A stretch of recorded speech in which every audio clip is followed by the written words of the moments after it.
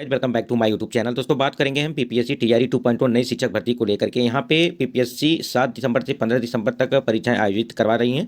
और यहाँ पे हम लोग बात करेंगे जो आपकी पीआरटी का एग्जाम हुआ है उसका जो पेपर है वो आप लोग ऑफिशियल आंसर की से, यानी कि हम यहाँ पे बताएंगे आप लोग उसको मिला सकते हैं और एकदम बिल्कुल ऑफिशियल आंसर की के साथ हम लोग प्रश्न को देखेंगे। तो वीडियो पर बने रहेगा लास्ट तक और आप लोग अपना मिला लीजिए कि आपके कितने स्कोर बन रहे हैं। हम लोग बात करेंगे यहाँ पे 14 दिसंबर 2023 को जो आपका पेपर हुआ था पीआरटी का, उसके बारे में बात करेंगे। और इस पेपर को देखने के बाद जो आपके एग्जाम बचे हुए हैं उसमें काफ़ी ज़्यादा हेल्पफुल मिलने वाली है। तो वीडियो पर बने रहिएगा लास्ट तक। यहाँ पे देखिए हम लोग बुकलेट सीरीज नंबर ए की बात करेंगे, यानी कि बुकलेट सीरीज नंबर ए है, यानी कि ए जिसका होगा वो मिला सकता है और जिसका नहीं होगा वो भी मिला सकता है। बस सीरीज नंबर इधर उधर, क्वेश्चन इधर उधर रहते हैं, बाकी प्रश्न आपके वही रहेंगे। यहाँ पे देखिए पार्ट 1 में देखिए लैंग्वेज के जो आपके प्रश्न होते हैं जिसमें आपके 30 नंबर के होते हैं और इसमें 22 नंबर आपकी हिंदी और जिसमें 8 नंबर इंग्लिश के होते हैं। तो हम लोग यहाँ पे सबसे पहले यहाँ पे इंग्लिश की बात कर लेते हैं, यानी कि जो आपका इंग्लिश का प्रश्न है वो देखिए। सबसे पहला प्रश्न यहाँ पे पूछा गया है, I have so many good friend. तो यहाँ पे जो ब्लैंक है यहाँ पे क्या भराएगा, तो आपको बता दें इसका जो राइट आंसर होगा यहाँ पे नन ऑफ द एबव। इसका right answer none of the above यहाँ पे, तो यहाँ पे नन ऑफ द एबव भराएगा। यानी कि उसके बाद से प्रश्न यहाँ पे दूसरा देखिए, यहाँ पे प्रश्न है कि आई वॉन्ट टू बिल्ड मतलब कि डैश वेरी बिग हाउस, यानी कि यहाँ पे जो फिल इन द ब्लैंक भरना है तो यहाँ पे आपका होगा ए हाउस, यानी कि I want to build a very big house. प्रश्न क्या यहाँ पे देखिए तीसरा दिया हुआ है कि which of the following is not a part of garden. तीसरे का जो आपका राइट आंसर होगा वो होगा वार्डरोब। प्रश्न संख्या 4 है यहाँ पे, यानी कि चौथे का जो चौथा प्रश्न है आपका, which of the following is a part of railway station, यानी कि which of the following is a part of railway station. तो यहाँ पे आपका जो राइट आंसर होगा वो नन ऑफ द, नहीं मोर देन, यहाँ देखिए more than one of the above, यानी कि एक से अधिक। आगे बात कर लेते हैं। पांचवा प्रश्न दिया हुआ है यहाँ पे the sixth letter in the alphabet after J will be, यानी कि जो पांचवे का आपका राइट आंसर होगा वो ऑप्शन नंबर बी होगा, यानी कि पी। आगे बढ़ते हैं अगले प्रश्न में। प्रश्न संख्या यहाँ पे जो आपका 6 दिया हुआ है, इन ए जू, फिर इसके बाद ब्लैंक है, यहाँ पे देखिए ब्लैंक है, लिव इन द केसेस। उसके बाद 6 नंबर के जो ऑप्शन हैं इसमें जो आपके ऑप्शन होंगे वो more than one of the above, यानी एक से अधिक जो है आपके आंसर यहाँ पे सही है। डॉटर प्रश्न संख्या 7 यहाँ पे देखिए डॉटर्स, डॉटर इज, जो 7 नंबर का प्रश्न है आपका, यहाँ पे देखिए इसका राइट आंसर हो जाएगा नन ऑफ द एबव। ये जो आपको हम आंसर बता रहे हैं ये ऑफिशियल आंसर की से जो है ऑफिशियल है और यहाँ पे वही चीज़ें हैं, आप लोग मिला लीजिएगा आपके कितने प्रश्न जो है वो सही हो रहे हैं। यहाँ पे देखिए 8वां प्रश्न है कि माई सिबलिंग्स आर माई। तो यहाँ पे देखिए माई सिबलिंग आर माई, प्रश्न क्या यहाँ पे option number B brothers and sisters. हमने इंग्लिश के 8 प्रश्न कर लिए, अब हम लोग हिंदी के जो है 22 प्रश्न यहाँ पे देखेंगे। आप लोग मिलाते जाइएगा आपका कितना स्कोर बन रहा है और कमेंट सेक्शन में जरूर बताइएगा कि आपके कितने मतलब सही हैं। आप लोगों ने पेपर में टिक तो लगाया ही होगा। उसके बाद यहाँ देखिए प्रश्न यहाँ पे हिंदी का, समुज्जल शब्द में किस उपसर्ग का प्रयोग हुआ है। तो जो 9वां नंबर है यहाँ पे देखिए सम उपसर्ग का जो है यहाँ पे प्रयोग किया गया है। तो इस प्रकार से आपका ऑप्शन नंबर सी बिल्कुल सही है। यहाँ पे देखिए प्रश्न संख्या 10 है, निम्नलिखित में से कौन सा शब्द उपसर्ग युक्त है, यानी कि 10 में यहाँ देखिए अथाह, तो ऑप्शन नंबर ये बिल्कुल सही है।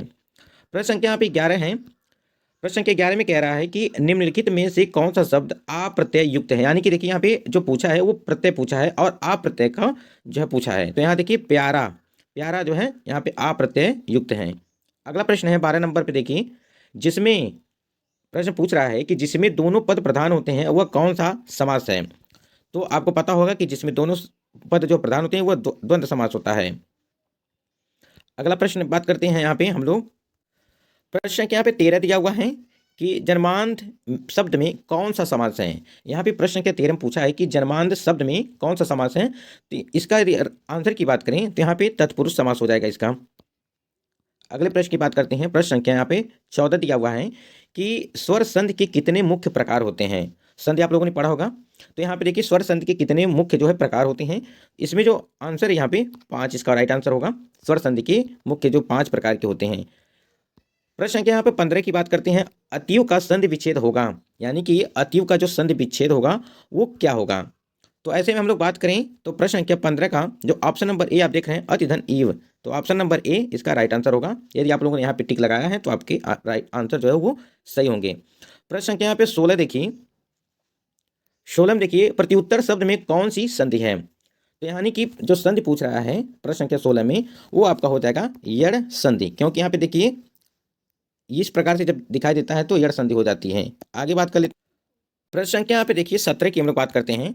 मनोरंजन शब्द का संधि विच्छेद होगा, यानी कि आपका जो मनोरंजन शब्द है उसका जो संधि विच्छेद है वो क्या होगा। तो यहाँ पे देखिए मन धन रंजन, यानी कि यहाँ पे देखिए मन प्लस रंजन होगा, इसका राइट आंसर ए हो जाएगा। प्रश्न संख्या जो आपका 18 है, यानी कि देखिए प्रश्न बहुत ही आसान दिए हुए हैं, प्रत्यय पूछा हुआ है और समास पूछा हुआ है। अभी तक हिंदी में जो आपके प्रश्न देखने को मिले हैं।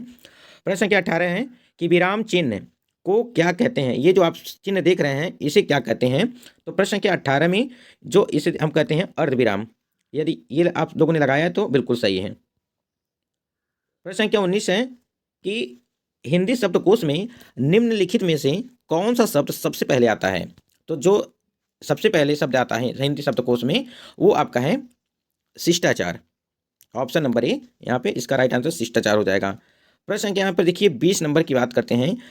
20 नंबर जो है व्यास शब्द का विलोम होगा, यानी कि इसका विलोम पूछा है। अभी तक देखिए समास पूछा है, प्रत्यय पूछा है, उपसर्ग पूछा है, उसके बाद से यहाँ पे देखिए विलोम शब्द पूछ रहा है। तो 20 का जो राइट आंसर होगा यहाँ पे समास होगा। यहाँ पे व्यास का जो शब्द मतलब विलोम पूछ रहा है वो आपका समास होगा, ये राइट आंसर है इसका। आगे बात कर लेते हैं यहाँ पे जो आपका प्रश्न संख्या यहाँ पे देखिए जो आपके प्रश्न संख्या 21 है, हिंदी में प्रचलित विदेशी भाषा और उसके शब्द का कौन सा युग्म सही नहीं है। तो यहाँ पे जो इसका राइट आंसर हो जाएगा 21 नंबर की बात करें तो ऑप्शन नंबर बी इसका राइट आंसर हो जाएगा, तुर्की और अमरूद। मगही किस उप भाषा की बोली है। प्रश्न संख्या 22 नंबर में देखिए मगही किस उपभाषा की बोली है। तो ये आपकी मगही जो होती है ये होती है आपकी बिहारी, यानी कि बिहारी पे जिन्होंने टिक लगाया उनका बिल्कुल आंसर जो है वो सही होगा। अगले प्रश्न को बढ़ते हैं। यहाँ पे प्रश्न संख्या यहाँ पे देखिए 23 नंबर की बात करते हैं। तो 23 नंबर प्रश्न पूछ रहा है कि पाठक के भावबोध को सरल और सुबोध बनाने के लिए यहाँ पे देखिए डैश दिया हुआ है, खाली स्थान का प्रयोग होता है। इस वाक्य में रिक्त स्थान के लिए उचित शब्द क्या होगा।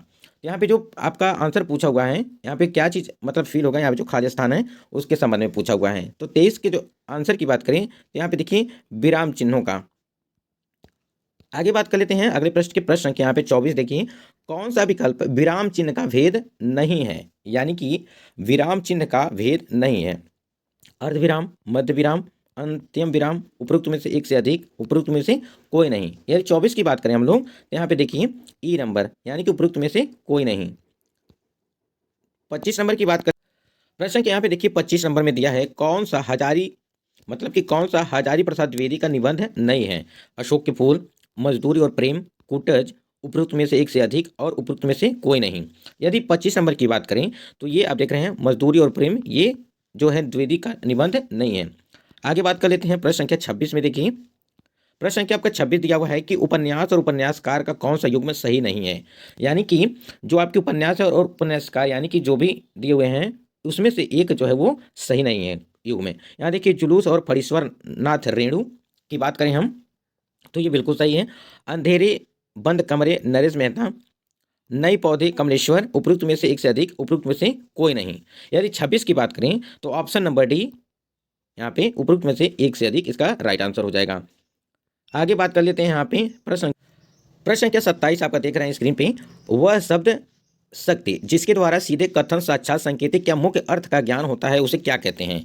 यानी कहने का मतलब यहाँ है कि वह शब्द शक्ति जिसके द्वारा सीधे कथन साक्षात संकेतिक या मुख्य अर्थ का ज्ञान होता है उसे क्या कहते हैं। यदि हम इसकी बात करें 27 नंबर की तो यहाँ पे जो है इसे अभिधा कहा जाता है। तो ऑप्शन नंबर ए इसका राइट आंसर हो जाएगा। अगला प्रश्न जो है आपका प्रश्न संख्या यहाँ पे 28 देखिए ध्वनि सिद्धांत के प्रतिपादक आचार्य हैं विश्वनाथ, आनंदवर्धन, पंडित राज जगन्नाथ, उपरोक्त में से एक से अधिक और उपरोक्त में से कोई नहीं। यानी कि 5 ऑप्शन जो आपके दिए हुए हैं यहाँ पे जो ई ऑप्शन दिया हुआ है ये काफ़ी ज़्यादा अभ्यर्थियों को कन्फ्यूज किया है मतलब कि परीक्षा में। तो यहाँ पे इसका यदि हम आंसर की बात करें 28 नंबर की तो यहाँ पे ऑप्शन नंबर जो है आनंदवर्धन, यानी कि ऑप्शन नंबर बी जो आपका दिया है आनंदवर्धन जो दिया हुआ है 28 का ये बिल्कुल राइट आंसर हो जाएगा। यानी कि ध्वनि सिद्धांत के जो प्रतिपादक आचार्य हैं वो आनंदवर्धन हैं। अगला प्रश्न यहाँ पे देखिए प्रश्न पूछ रहा है कि 29 नंबर कि निम्नलिखित कथनों स्थापना अ और तर्क बी पर विचार कीजिए और नीचे दिए गए कूट सही विकल्प का चयन कीजिए। स्थापना अ कला का उदय जीवन से है, तर्क है इसमें मतलब स्थापना जो पूछ रहा है कला का उदय जीवन से है, तर्क में है कला जीवन को जीने योग्य बनाकर उसे ऊंचा उठाती है। तो यहाँ पे देखिए इसको हम लोग देख लेते हैं कि क्या इसमें सही है क्या गलत है। यदि इसकी आंसर की बात करें जो आपका दिख रहा है कि 29 नंबर प्रश्न की, तो 29 नंबर प्रश्न में जो आपका बी नंबर दिया हुआ है ये बिल्कुल राइट आंसर होगा। यानी कि जो ए है, ए और बी दोनों सही हैं। यानी कि कला और उदय का जीवन से है, कला का उदय जीवन से है और कला जीवन को जीने योग्य बनाकर उसे ऊंचा उठाती है। ये तो ये कथन जो है दोनों कथन ये सही है। यहाँ पर हम लोग बात कर लेते हैं जो आपका प्रश्न है 30 नंबर, निम्नलिखित कथनों स्थापना और तर्क, यहाँ पर भी जो है विचार करना है इस पे। और देखिए स्थापना में अ में दिया हुआ है कि राष्ट्रीयता एक पुनीत भावना है। तर्क में देखिए परिवर्तनशील कभी भी सृष्टि का शाश्वत नियम नहीं रही। तो यहाँ पे देखिए दोनों कथनों में क्या सही है उसको हम लोग देख लेते हैं। तो यहाँ पे आपके कूट दिए हुए हैं। तो यदि प्रश्न क्या 30 की बात करें तो यहाँ पे देखिए ए सही है, यानी कि राष्ट्रीयता एक पुनीत भावना है, ये सही है। और बी गलत है, परिवर्तनशीलता कभी भी सृष्टि का शाश्वत नियम नहीं रही है। नियम रही है तभी तो जो है परिवर्तन होते रहते हैं हर चीज़। तो ये बिल्कुल इसका राइट आंसर जो है ऑप्शन नंबर सी इसका राइट आंसर हो जाएगा। तो ये आपके 30 प्रश्न थे लैंग्वेज। तो ये 30 प्रश्न आपके जो लैंग्वेज वाले थे जिसमें आपको पासिंग के लिए 9 नंबर चाहिए था। आशा करती है ये 9 नंबर आप लोग इससे भी अधिक स्कोर किए होंगे। आप लोगों ने देखा उपसर्ग, प्रत्यय और जो है विलोम शब्द और संधि समास, ये इस प्रकार से जो आपके प्रश्न पूछे गए थे। बाकी ये बेसिक एकदम था और आप लोगों ने अच्छा स्कोर भी किया होगा।